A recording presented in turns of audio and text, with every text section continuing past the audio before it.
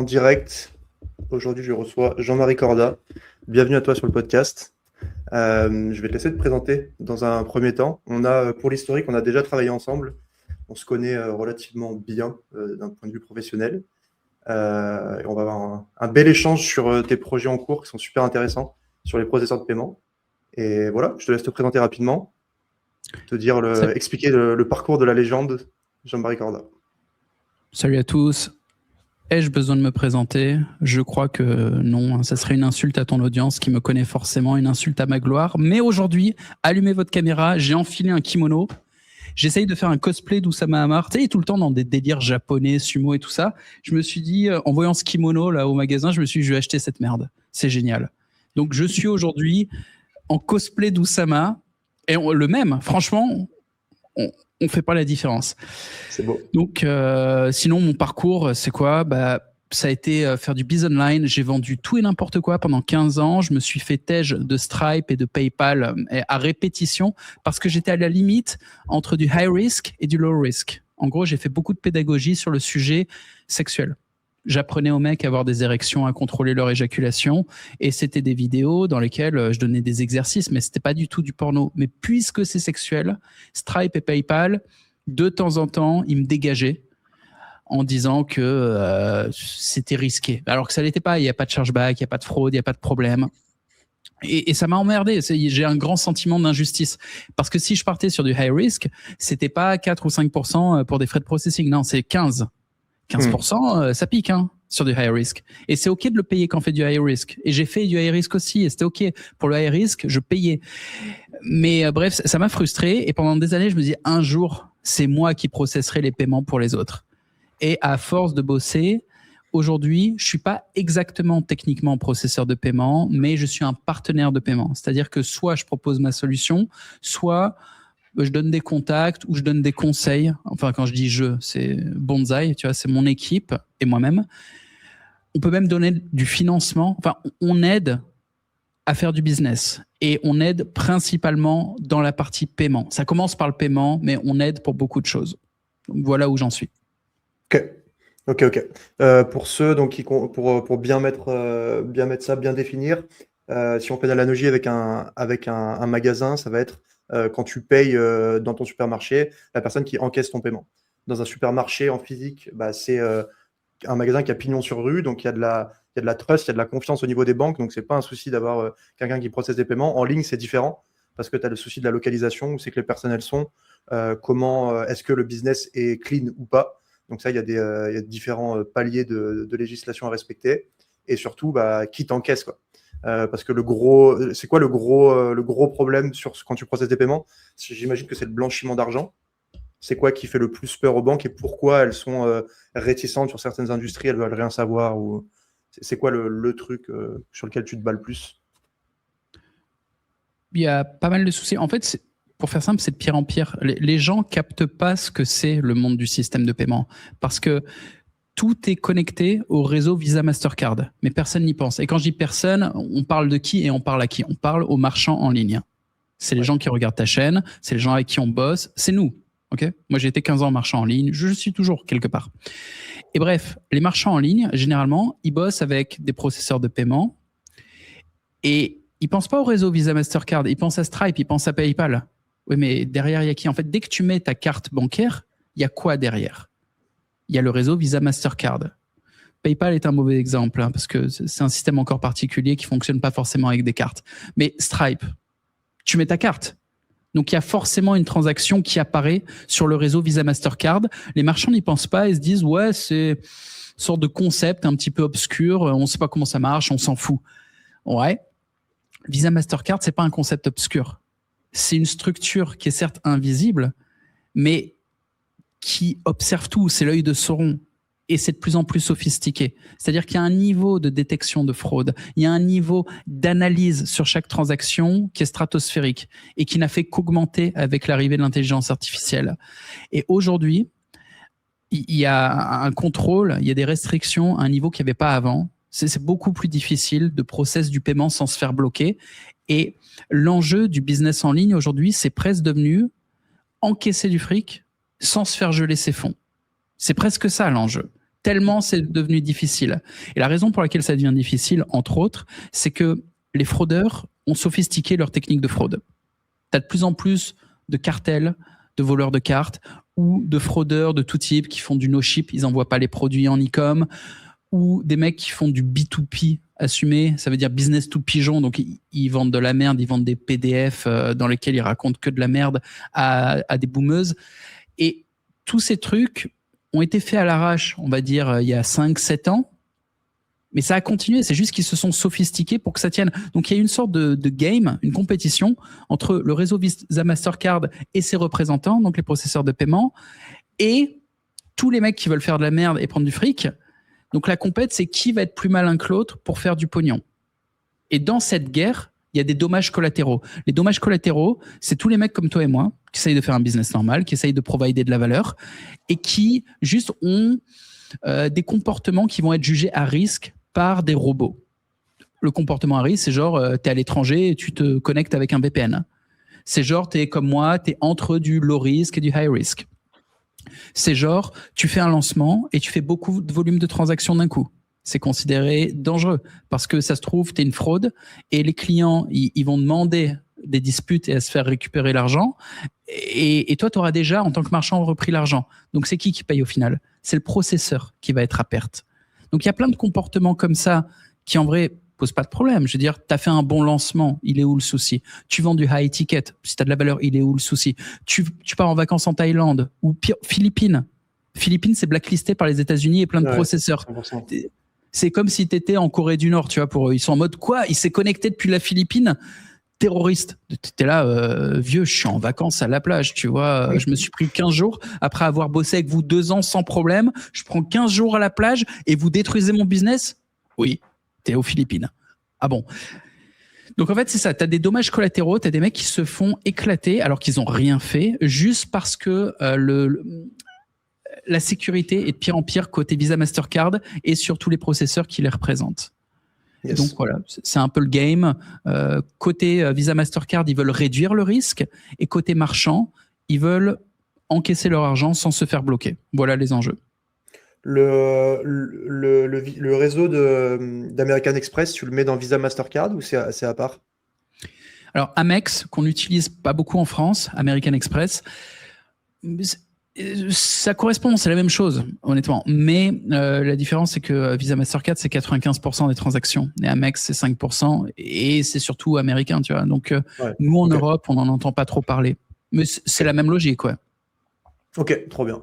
Trop bien. Bah, on va parler là-dessus. Je vais introduire le jeu de cartes, le tarot. Vas-y. Le tarot du podcast. Et on va creuser là-dedans.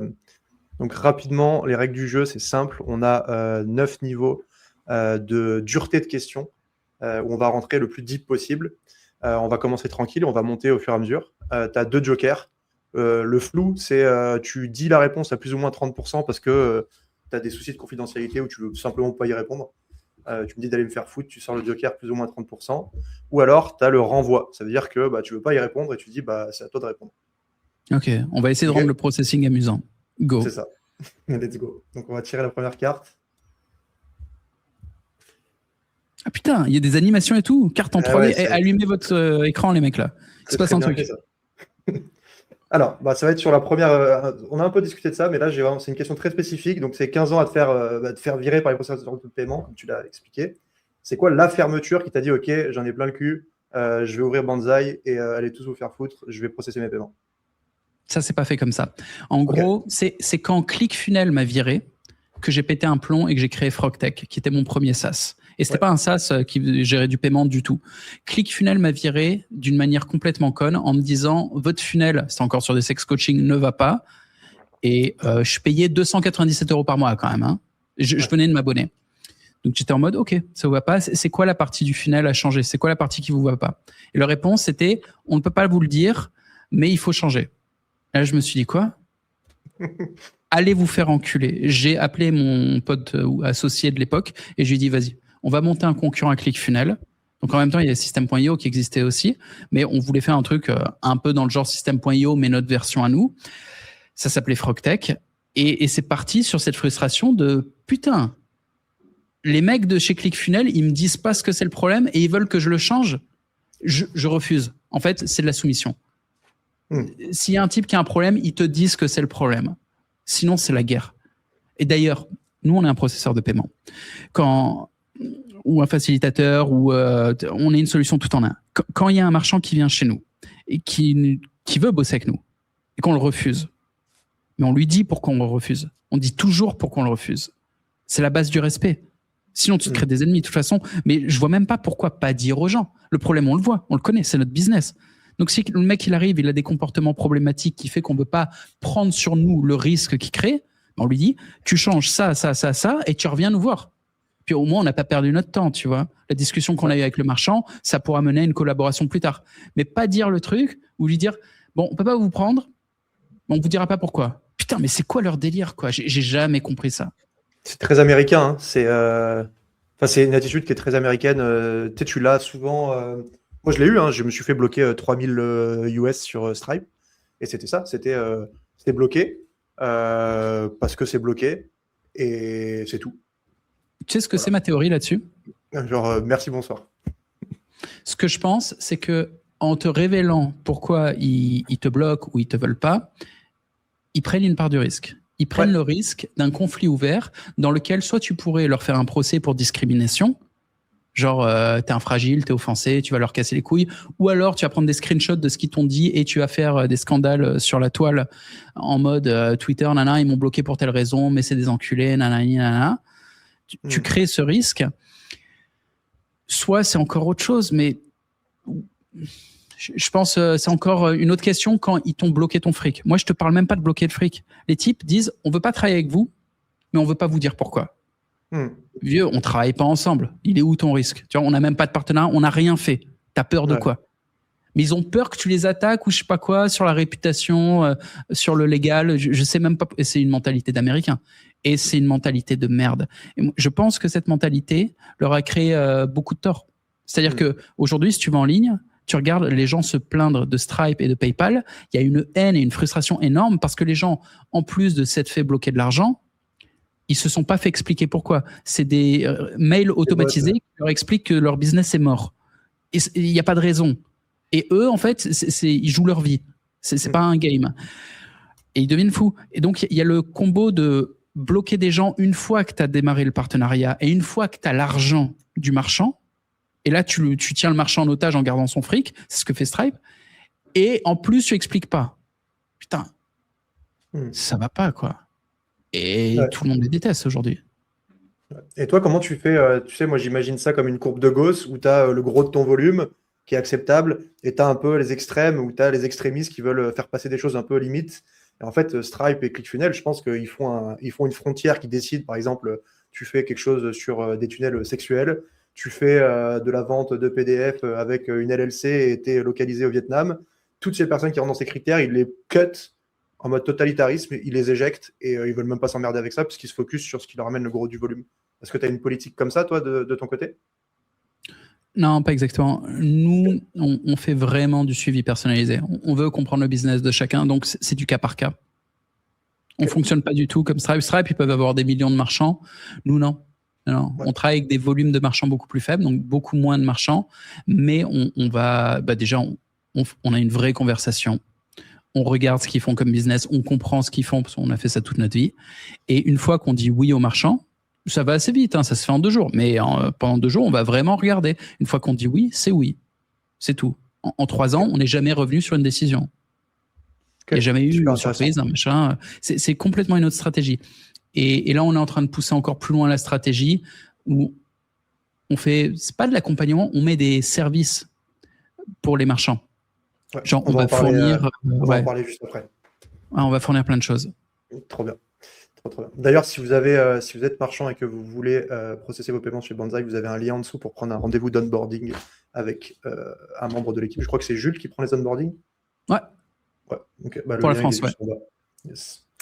Ok, let's go. Deuxième carte. On va monter.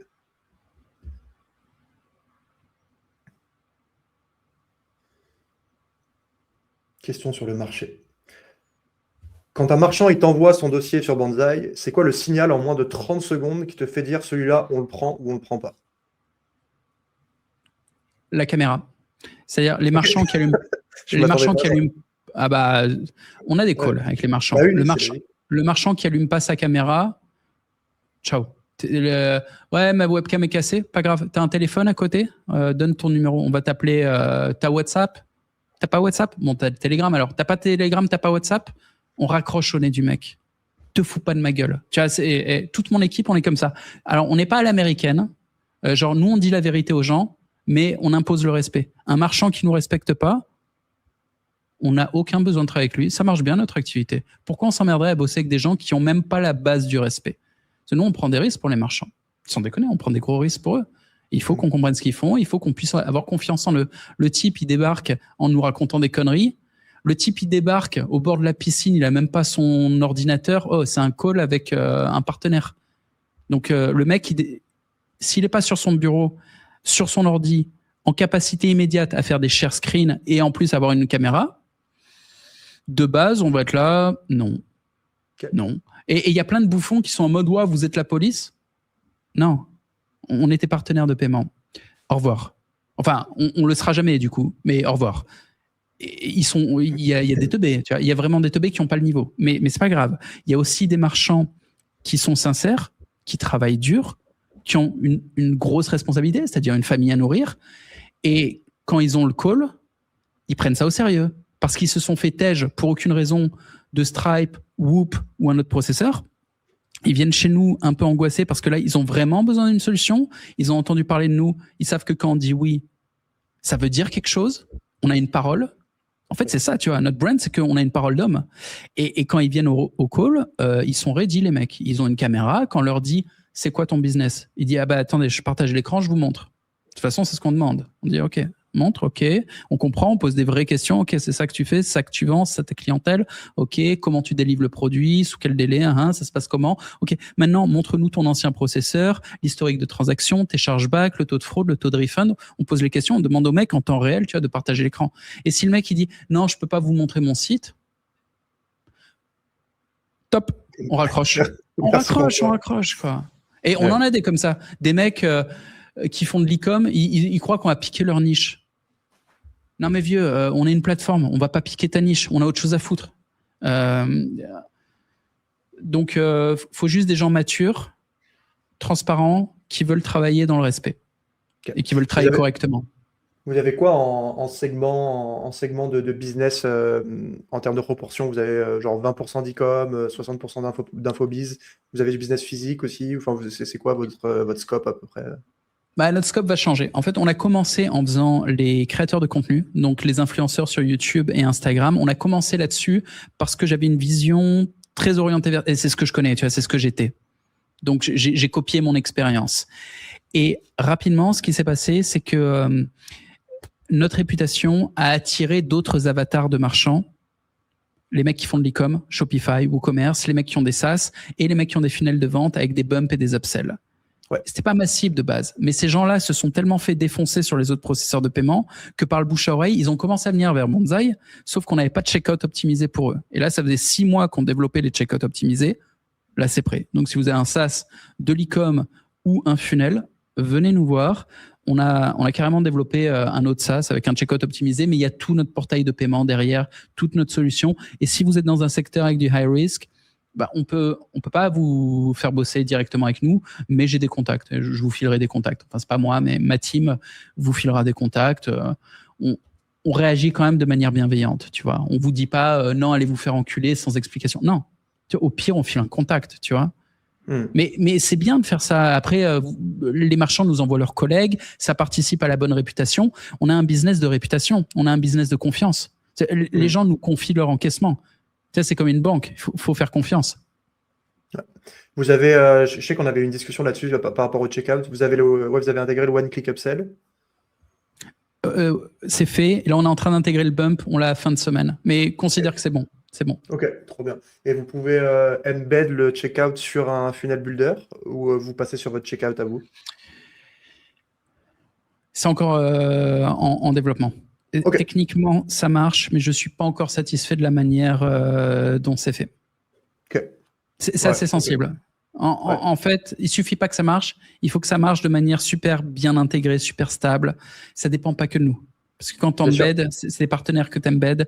Je bosse dessus. Ça sera bientôt prêt. Disons qu'on a une bêta qui est prête, mais dans un mois, je pense, ou 2. Ouais. Trop bien. Ok, top. Passons à la prochaine question. C'est une question sur le Je rêve où il y a une sorte de petite croix communiste sur tes cartes. Qu'est-ce qui se passe là? On est où? C'est pour mettre dans l'ambiance. On va parler de TVA. Ok, non mais j'étais pas fou alors. Je me disais tiens, t'as vu le trigger que j'ai eu quoi? C'est mon ultra capitalisme. Quand je vois des signes de l'ennemi, je suis là, oh putain, va des rétros, saloperie. Donc tu dis souvent qu'il faut payer la TVA dans une industrie où la moitié des marchands ils optimisent au max et Dieu seul sait combien de personnes ne payent pas la TVA sur le marché français. Pourquoi un business positif et pas juste moral pour toi de payer la TVA? C'est quoi derrière ça? Pourquoi tu te défends ça? Alors, déjà, optimisation, faut appeler les choses, faut donner le terme. C'est pas optimisation, c'est fraude. Oui. Si le client est en France, la TVA est due à la France. Alors, oui. Je vais pas défendre moralement la prédation fiscale, j'en pense le plus grand mal, mais les mecs sont trop forts. En gros, c'est pas que Visa Mastercard qui a monté son level. En France, ils ont délégué leur technologie, notamment un organisme qui s'appelle CESOP, qui aujourd'hui remonte toutes les transactions en euros sur le réseau. Et au moment où ils te chopent, où ils te trouvent, de manière rétroactive, ils vont tout trouver. Ils vont tout remonter.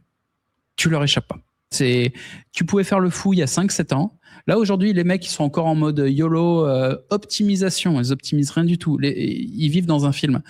Oui, je tiens à signaler que c'est pas optimisation, c'est fraude totalement. Je vois que la question le terme, c'est fraude. C'est le terme qui sera employé par les inspecteurs du fisc. Et en gros, il y a un moment où le type qui se croyait à l'abri parce qu'il vit plus en France, il va revenir voir sa famille et à la frontière, on va lui dire par ici, monsieur, suivez-nous, on a 2-3 questions là sur votre activité professionnelle et ils vont tout remonter.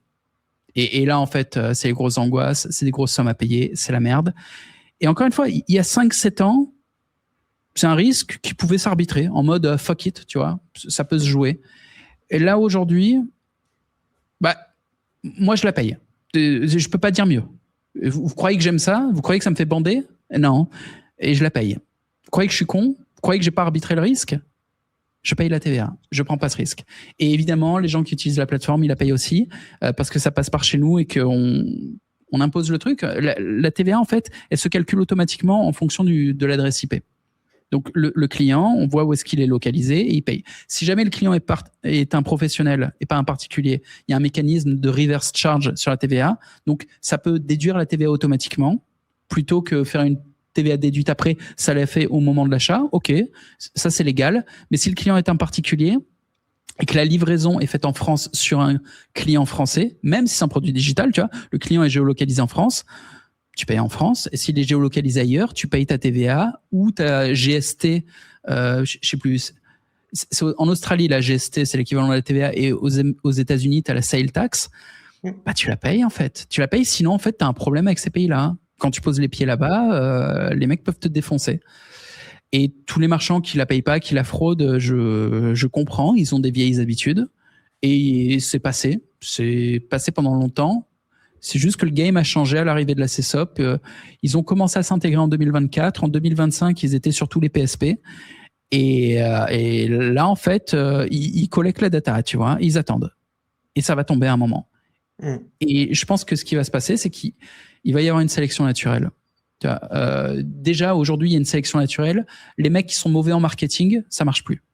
C'est plus possible de faire du biz online, de rentrer du cash en étant un attardé qui a même pas les bases, tu vois, de copywriting, de design. Non, il faut des compétences. T'arrives pas au hasard pour faire du fric aujourd'hui. Mais c'était déjà le cas, on va dire, il y a 2-3 ans, tu vois. Et les types qui, dans 5 ans, seront toujours là, c'était les types qui étaient bons en marketing et qui n'ont pas essayé de se croire plus malins que l'environnement régulatoire qui est autour. J'allais dire prédateur, tu vois, mais je vais essayer de rester professionnel. L'environnement régulatoire était pas au niveau. Il était pas mature pour comprendre tout l'enjeu du biz Internet. Ouais. Bon, il y a 10 ans. Aujourd'hui, c'est plus le Far West. Internet, c'est assez récent et il y a une montée en technologie pas que de nous, pas que des marchands. Non, tous les acteurs du marché, notamment les régulateurs, notamment le réseau Visa Mastercard aussi, et ben ils ont monté en technologie aussi. L'IA, c'est pas que pour nous, pour faire des meufs à poil sur Internet. Non, l'IA, c'est aussi pour traquer les comportements des marchands et pour voir qui paye sa TVA, qui la paye pas. Et c'est foutrement efficace. 100%. Vous êtes marchand off record. C'est toi qui collectes la TVA, tu la redistribues. C'est ça. Ok. Ça, c'est une vraie question que j'ai sur quand tu dis que ça dépend de l'adresse IP. Si le mec, c'est un Français et qu'il est en vacances en Thaïlande, la TVA est collectée pour qui? Alors, si il a un VPN France, bah, ça détectera la France depuis la Thaïlande. Si il est en Thaïlande sans VPN, ça va détecter Thaïlande. Et en gros, là-dessus, pas grand monde a du contrôle parce que tout se fait en même temps. C'est-à-dire, le client, il va rentrer ses numéros de carte, il va rentrer son email et il y a sa géolocalisation qui est détectée toute seule, mais qui peut être modifiée. Et il peut mettre son adresse. Si c'est un produit physique, il va mettre son adresse.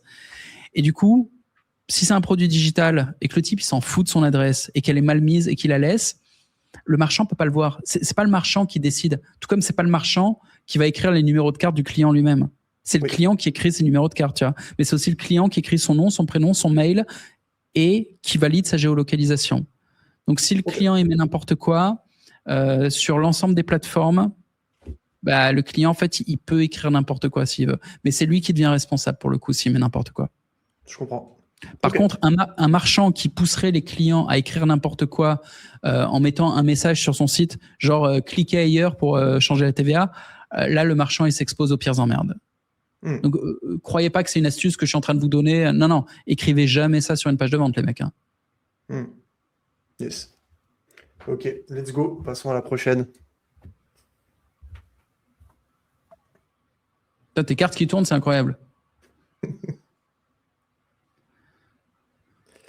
Alors, tu factures en commission sur le volume. C'est quoi ta grille réelle? Combien de BPS? Donc, je te laisserai définir ce que c'est pour simplifier. Tu prends au-dessus de l'interchange, donc ça veut dire au-dessus des frais Visa Mastercard. Est-ce que c'est flat ou ça varie en fonction du marchand? J'ai jamais utilisé le terme BPS. Je ne sais même pas ce que c'est. Pour moi, c'est le spread que tu prends. Tu as les frais du Mastercard Visa et tu as le frais du marchand le frais du processeur. Et c'est ce spread-là qui varie en fonction du volume que tu négocies. Alors, tu rentres dans la technique. L'interchange est un terme pas très connu du grand public. L'interchange, c'est les frais qui sont pris par le réseau. Et c'est incompressible. Il y a toujours un frais de réseau. Juste, tu utilises le réseau Visa Mastercard, tu rentres une carte dans un terminal, que ça soit dans un magasin physique ou que ça soit en ligne, tu as le réseau Visa Mastercard qui prend son interchange. C'est sa commission.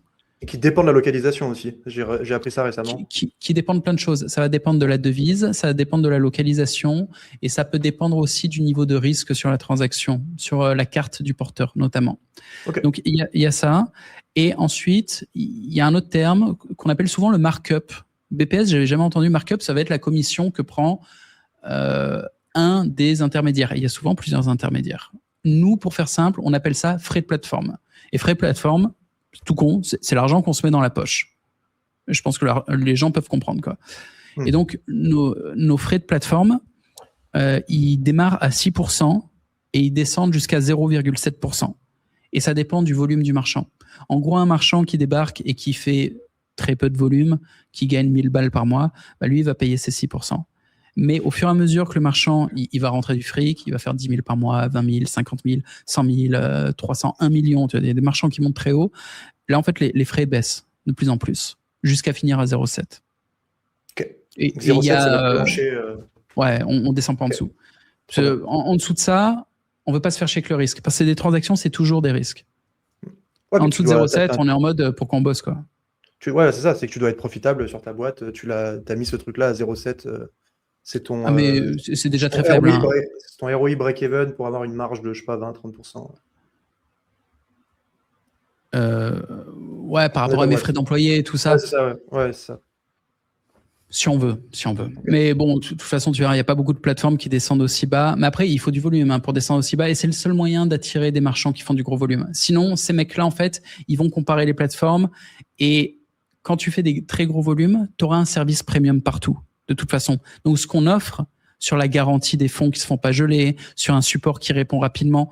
Bah, à partir du moment où tu fais tes 200 ou 300 000 euros ou dollars de volume mensuel, honnêtement, tu as pas mal de processeurs qui d'un coup vont complètement changer. Ils vont te fournir un manager, ils vont t'envoyer un petit paquet cadeau à Noël, ils vont se comporter en mode VIP.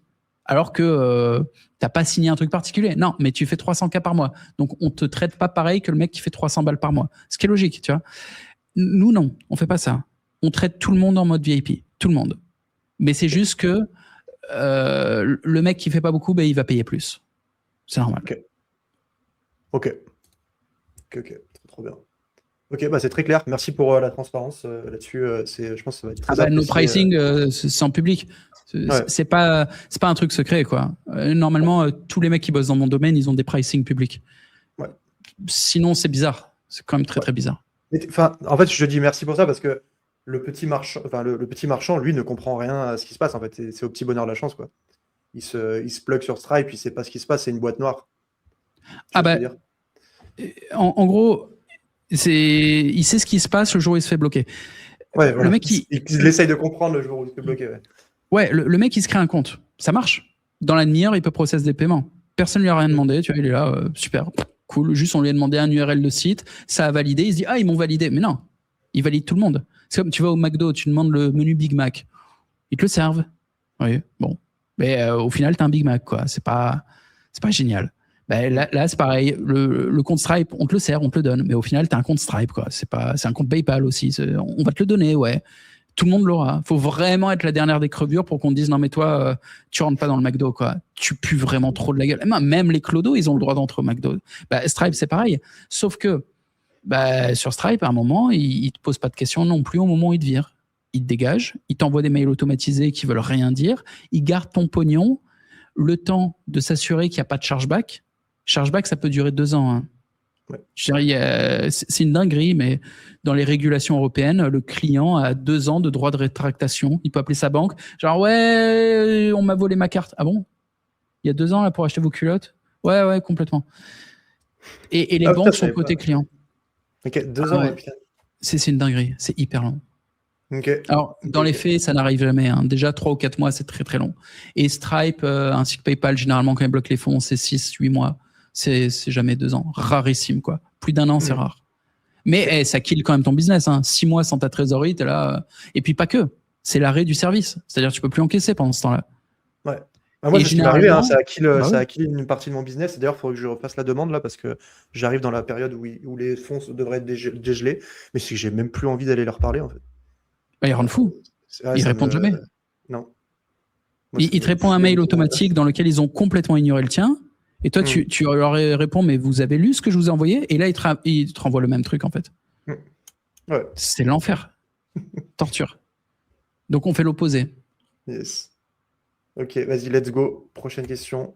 On va monter un peu en intensité. Je te rappelle que tu as 2 jokers, Jean-Marie. Les jokers. Un infomarketeur, donc un mec qui fait du business en ligne, arrive chez toi avec un ratio de chargeback de 1,2%. Donc bientôt blacklisté s'il est sur des marchands comme Stripe, s'il reste sur du longtemps. Tu me corrigeras si non, mais déjà, c'est plus 1,2, maintenant c'est 1. C'est 0,8. 1, ouais, ok. Décrive-nous les étapes pour lui dire, en gros, viens chez nous, ça va bien se passer. Par contre, il y a 2-3 règles à respecter. Voilà ce que tu vas devoir mettre en place.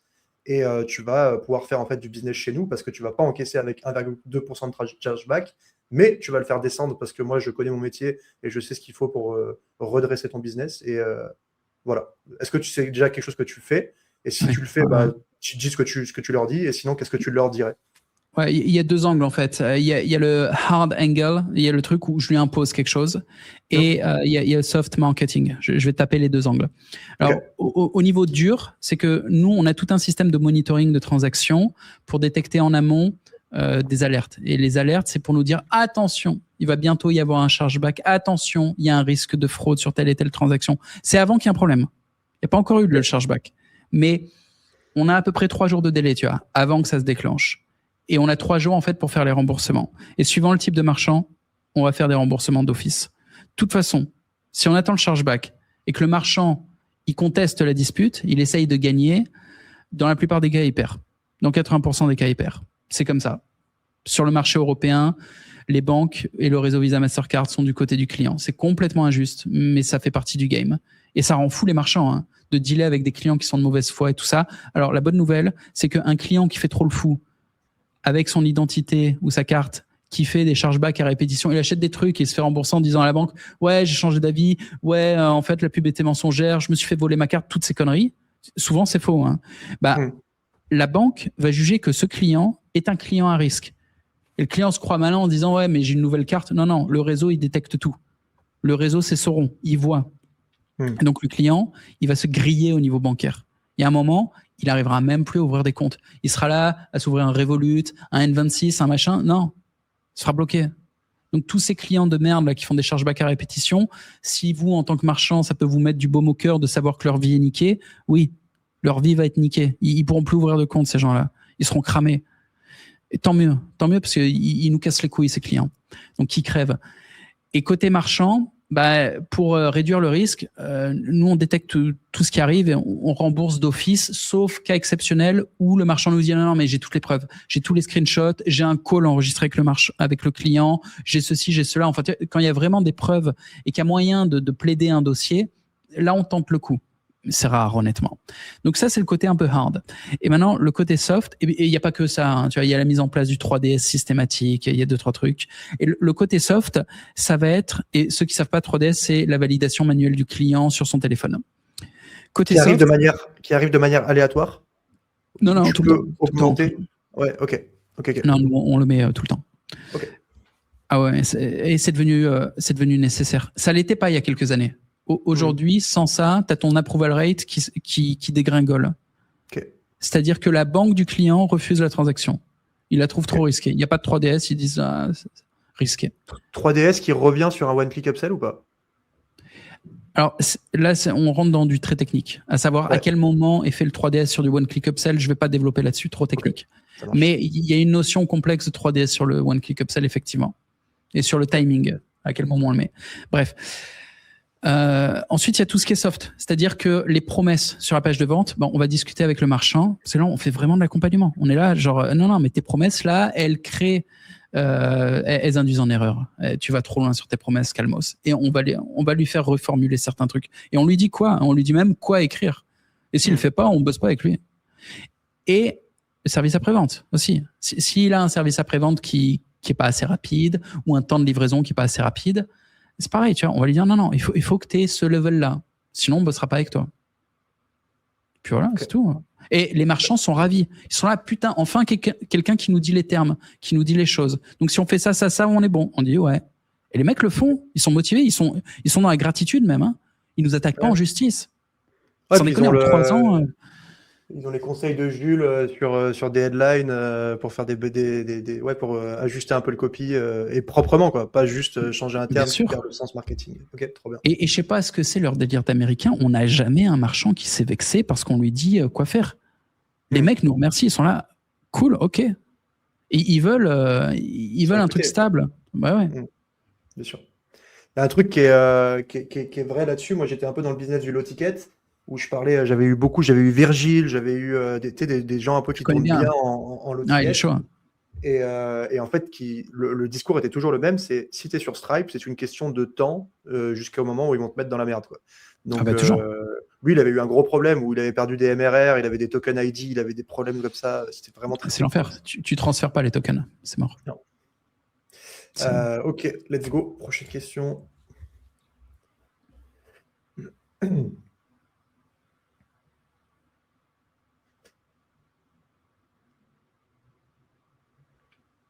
Le truc sur le risque scoring d'un marchand que tu as compris ces 6 derniers mois et que tu n'as pas encore dit à personne, c'est quoi? C'est un terme que j'emploie jamais, le risque scoring. Okay. Tu peux l'expliquer pour le grand public qui n'est pas dans mon business? Ouais.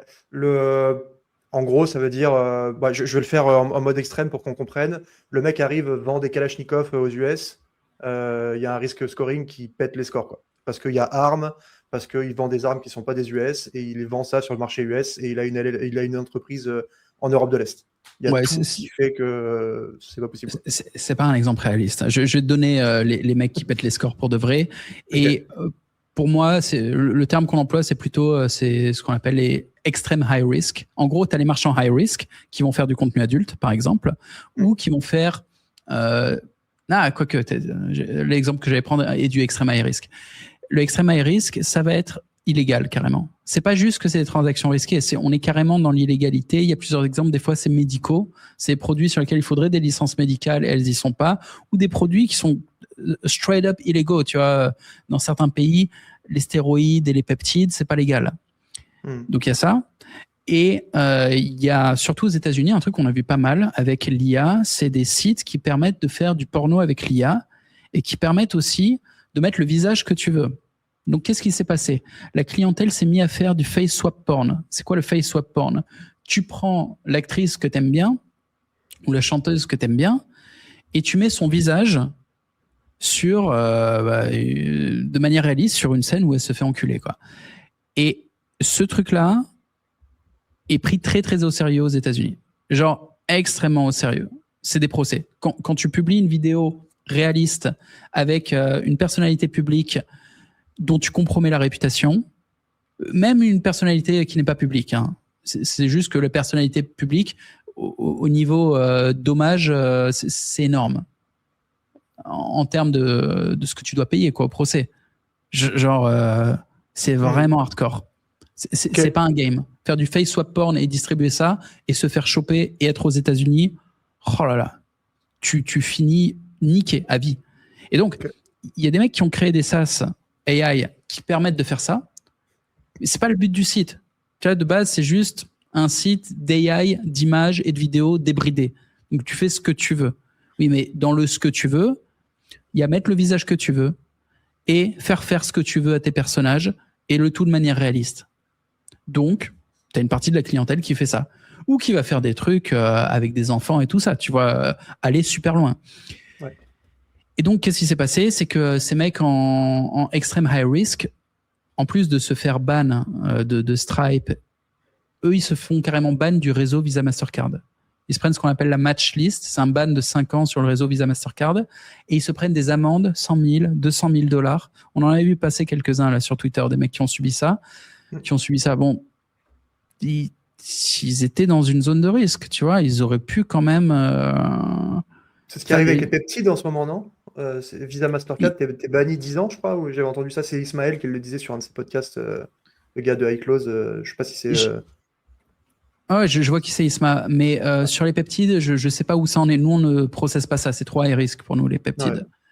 Ouais. Mais des SaaS AI, on en a plein. Mais ceux qui font du porn, non, surtout pas. Ceux qui font du face swap, encore moins. Et les deux, là, le mix porn face swap, c'est radioactif. Et donc, les types, ils se font ban Visa Mastercard.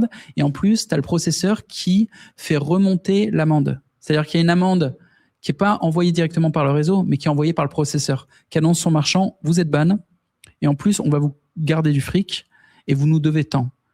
Et si vous ne payez pas tant, vous ne pouvez pas revenir sur le réseau. Vous serez radioactif, vous serez les bienvenus nulle part, sur aucun processeur.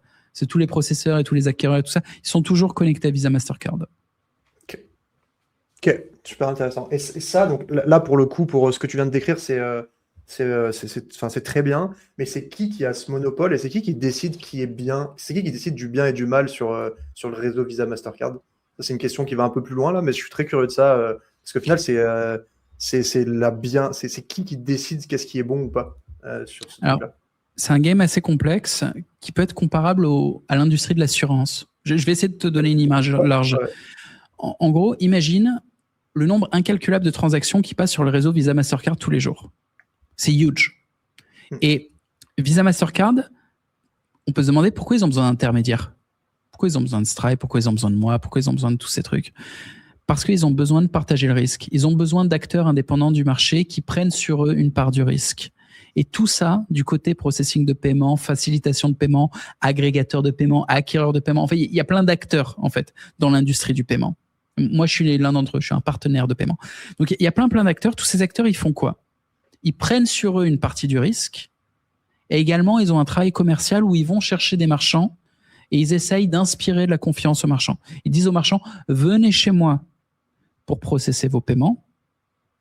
Et en même temps, tandis qu'ils font ça, ils prennent une part du risque de ces marchands. Et donc, le game, il est là. Et du coup, Visa Mastercard peut opérer sans avoir le risque d'un coup de se prendre tout dans la gueule.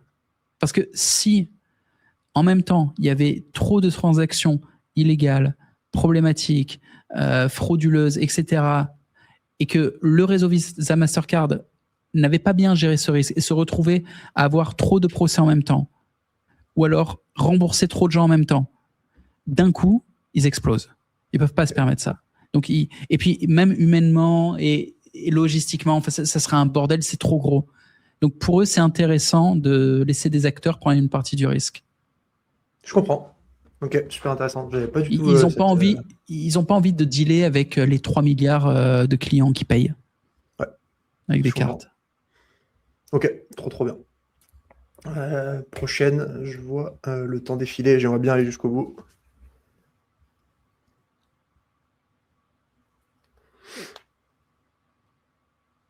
Volume de transactions processées sur Banzai le mois dernier.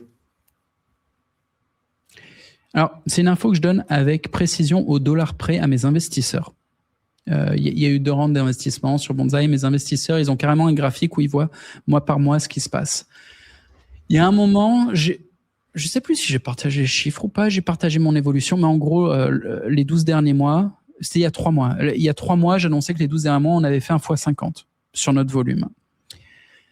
Ce qui m'a coûté un peu de ma marge. J'ai une croissance exponentielle, mais j'ai un peu dû réduire ma marge. Mais au final, on fait beaucoup plus d'argent et on est devenu rentable. Donc, les choses vont bien sur Banzai.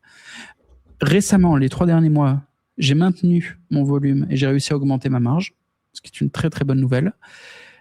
Et pareil, je donne les détails aux investisseurs, mais c'est pas que je vais être flou ou quoi. Non, c'est que j'ai une communication publique, j'ai une communication avec mes investisseurs. Publiquement, le processeur ou les partenaires de paiement et tout ça, non, on ne donne pas nos volumes. Ok.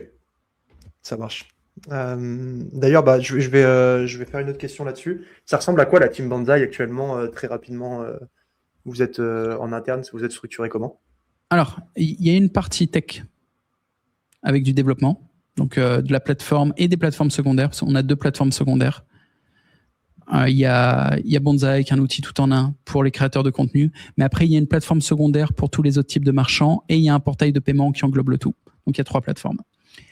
Et chacune de ces 3 plateformes demande autant de travail en développement. Donc, les gens ne voient que Banzai, mais en fait, il y a 3 fois le travail de Banzai derrière, pour comprendre. Okay. Ce qui rend aussi le business pas si accessible. C'est assez compliqué de débarquer, de faire ce qu'on a fait, de vibe coder ce qu'on a fait, c'est pas possible, et d'avoir les deals bancaires qu'on a et tout ça. Enfin, tu vois, c'est compliqué. Grosse barrière à l'entrée. Ensuite, donc il y a la partie technique pour le développement. Ensuite, il y a une partie technique support qui va faire toutes les intégrations de nos checkout pour les marchands. Il y a une partie commerciale pour le support qui va faire l'accompagnement des marchands, la compliance des marchands, l'onboarding des marchands. Et j'ai des managers pour ça. J'ai un manager pour la partie tech et un manager pour la partie commerciale. Et également, j'ai un pôle administratif. Je suis obligé maintenant. Ouais. J'ai un fiscaliste plus un administrateur et ils bossent beaucoup, les mecs. Trop bien.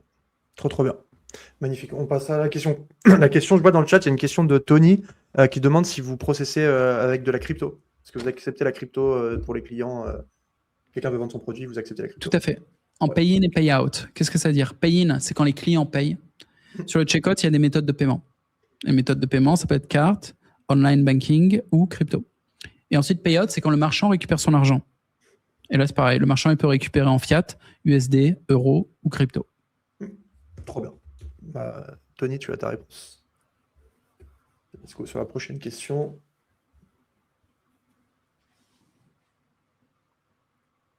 Je ne sais pas si tu as vu en haut, c'est les étapes de l'entreprise jusqu'à l'exit, de l'idée jusqu'à l'exit. Première levée Banzai. Tu dis que tu étais au bord du gouffre. Bord du gouffre, c'est quoi en jours de cash restant? Comment tu qualifies ça? Je sais que nous, quand on avait bossé ensemble, c'était un peu cette période où tu avais où fallait faire du cash. Fallait faire du cash. Ah ouais, c'était chaud. Tu peux nous raconter un peu cette histoire? C'est vachement intéressant de voir ça de l'intérieur. Ah mais il me restait rien.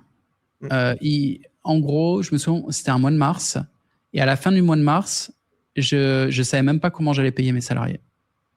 J'étais avec toi à ce moment-là. Je me rappelle de ce message. Ouais. Les gars, là, faut faire du cash, sinon ça va être problématique là. Je suis parti à Dubaï faire un spectacle, genre avec ma bite et mon couteau. J'ai utilisé un peu de cash pour m'acheter un costard sur mesure. J'ai réussi, je sais même pas comment, à réunir une 50aine de millionnaires dans une pièce et à leur faire un spectacle et à lever des fonds. Et c'était vraiment... C'était au truc de costume de Dubaï, c'est ça, ouais, c'est ça. Où il y avait Valère et tout qui était venu. C'est ça. Ok, trop bien. Ouais, ok, trop cool. Ouais. Et c'était en mode artiste de rue. Je te jure, en mode vas-y, on y retourne comme à l'ancienne. Et ça a sauvé le business, quoi. Parce qu'à l'époque, on avait un espoir que Bonsaï marcherait. La data que j'avais balancée était vraie. C'est-à-dire que moi, ce que je disais à l'époque, c'est le nombre d'utilisateurs qu'on a sur Bonsaï. On avait beaucoup d'utilisateurs, mais c'était des utilisateurs gratuits. On avait déjà, je crois, 3000 créateurs et 200 000 ou 250 000 utilisateurs qui étaient les abonnés de ces créateurs. Toi, tu as des créateurs qui avaient beaucoup d'abonnés, qui avaient 20 000 abonnés, 30 000. Et merci, hein, je vois Groissonto qui m'envoie des félicitations. Non, mais c'était chaud, c'était vraiment chaud. Et moi, au niveau de ma thune perso, j'étais à la ramasse aussi, hein, parce que j'ai fait all-in sur Bonsaï. C'est pas genre Bonsaï avait la trésor à sec et moi j'étais bien, j'avais des millions. Non, j'avais tout mis dans Bonsaï. Ça coûte cher, hein, de faire un projet comme ça. Mais en gros, j'étais à perte pendant 2 ans et demi. Et perte, ça veut dire perdre plusieurs dizaines de milliers d'euros par mois. T'encaisses ça 6 mois. Au bout d'un an, t'es là, quand même. Et au bout de 2 ans, 2 ans et demi. Et juste avant, j'avais fait, pendant 3 ans, je crois que j'avais lancé 4 projets qui ont tous les 4 foirés. Ça coûte cher de foirer 4 projets. Ça coûte très cher. Et juste avant ça, j'ai eu un super désastre financier où j'ai perdu 70% de ma liquidité. Donc, j'ai enchaîné tout ça d'affilée. Donc, au moment de Bonsaï, c'était chaud pour ma gueule. Et donc, plus de cheveux.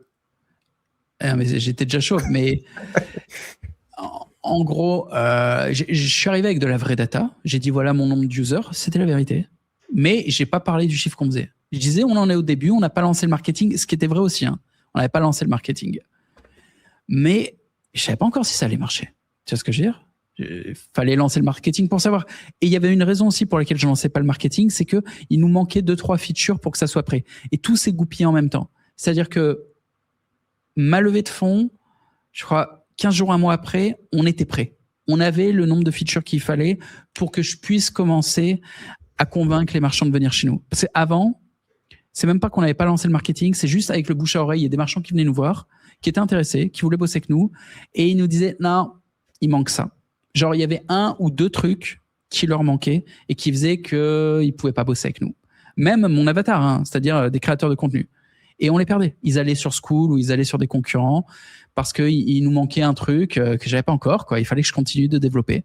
Et c'est chaud, hein, ce genre de plateforme. C'est pas une feature, c'est toute une liste de features qui doivent être organisées de manière cohérente et ergonomique. Et il nous manquait des trucs. Et ça s'est goupillé en même temps que je fasse la levée de fonds, plus que j'ai les features.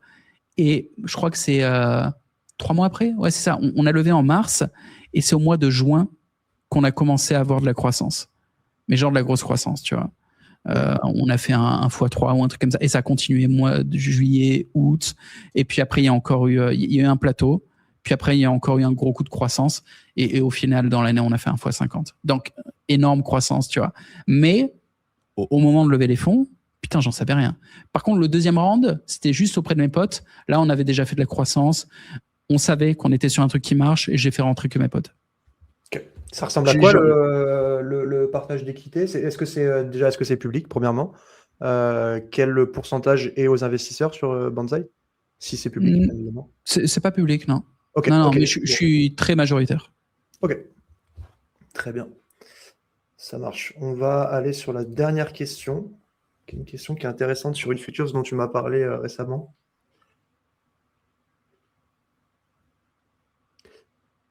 On va parler de Bonsaï Moon.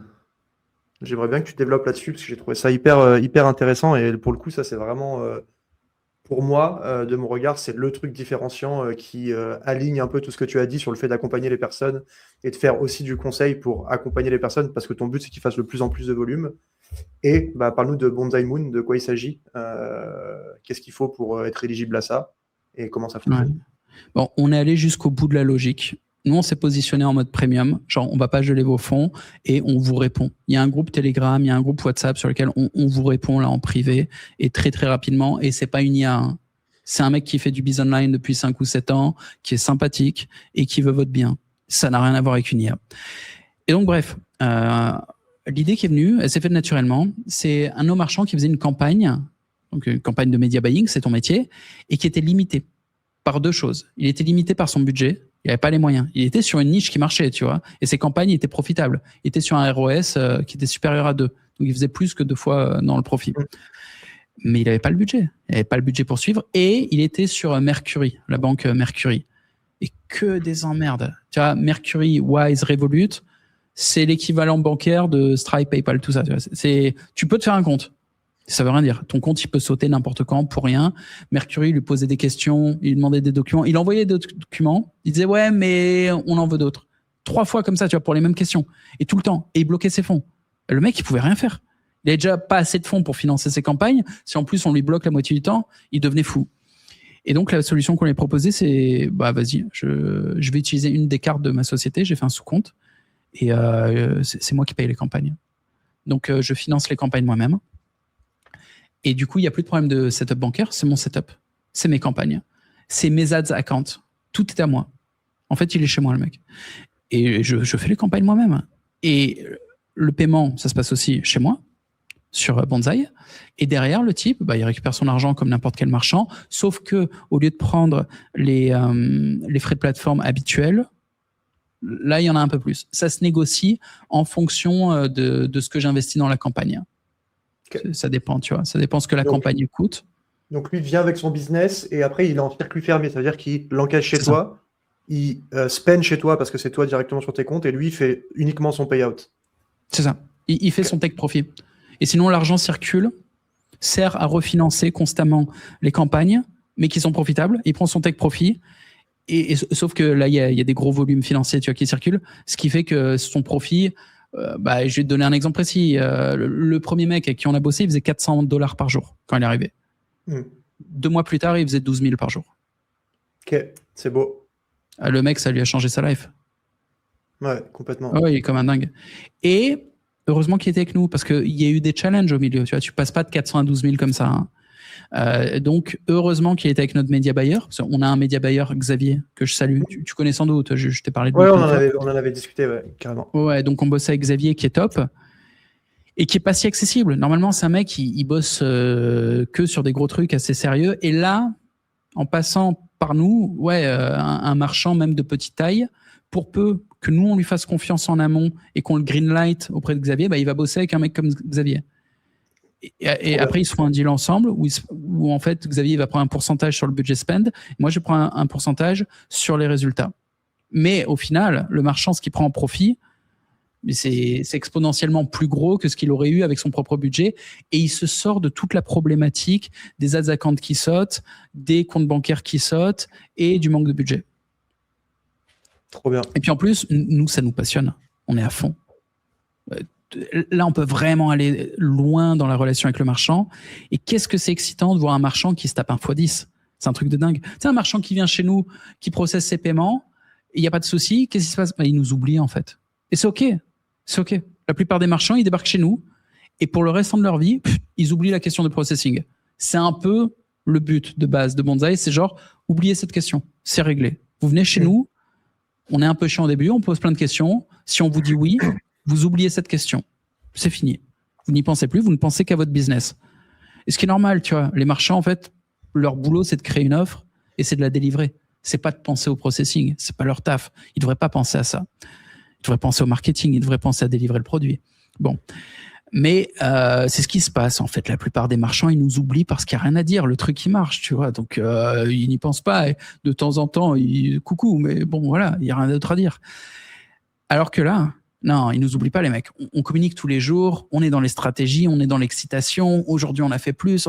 Il y a un vrai truc où c'est un plaisir de travail. On a enfin trouvé notre voie. Je pense que notre voie, elle est là. C'est d'aller très, très loin avec certains marchands.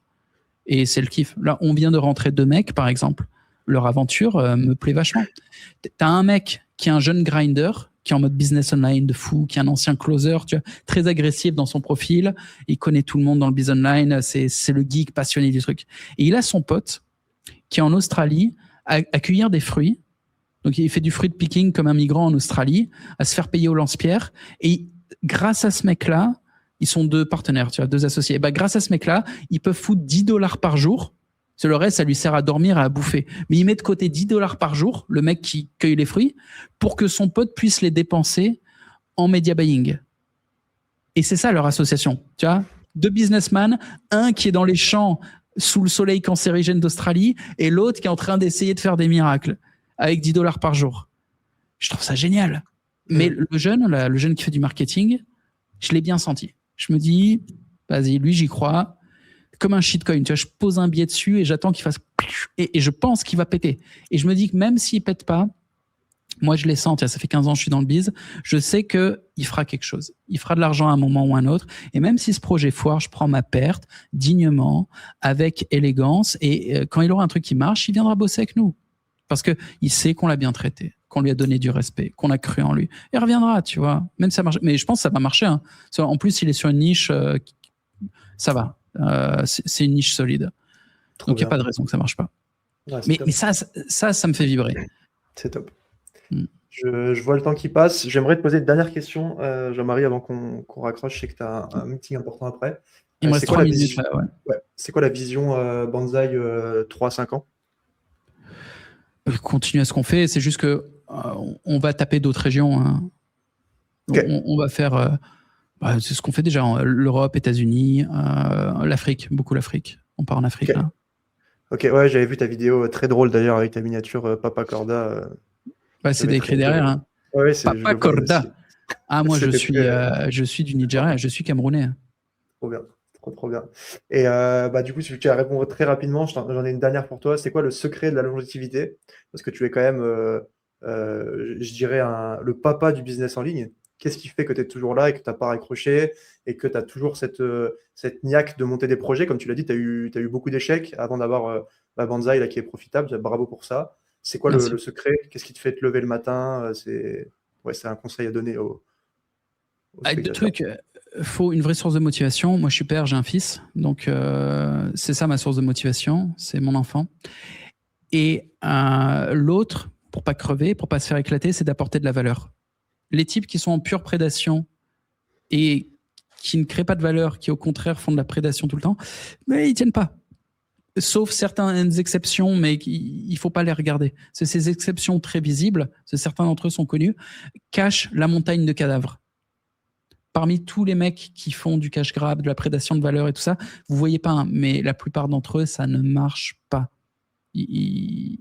Même ceux qui sont assez malins en marketing, en méthodologie, en process et tout, ils se font rattraper. Souvent, ils se font rattraper par le karma.